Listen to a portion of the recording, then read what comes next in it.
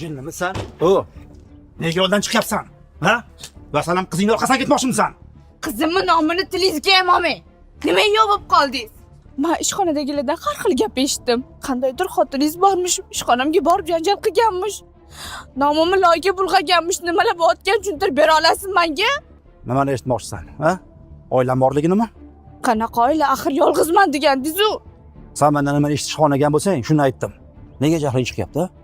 Oilalayman desam, yo'q dermading? O'zing-ku. Bir ikki og'iz shirin gapimga yopishib olgan. Tanimagan odamingga darding dasturxon qilding. Men nima qilay, erkakman?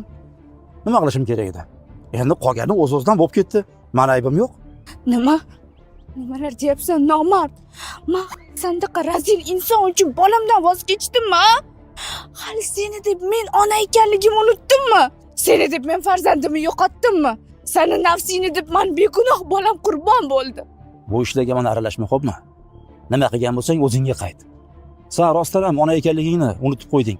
Yolg'iz ayolga aylanding. Eringdan qasd olish uchun eringni payiga tushding. Shuni bilib qo'y. Biz erkaklar senga o'xshagan ayollarga hech qachon jiddiy ko'z bilan qaramaymiz. Kasring menga urmasdan oldin tinchgina aloqani o'zinglik. Mana chiroyli oilam, bolalarim bor, bilasanmi? Endi esa yana yangidek. Men yaqinda yana ota bo'laman, tushundingmi? Endi esa ko'zimga ko'rinma. Yo'qol yo'limdan. Voy yolg'onchi! Ablah shuncha paytdan bir meni aldab yurganmiding-a?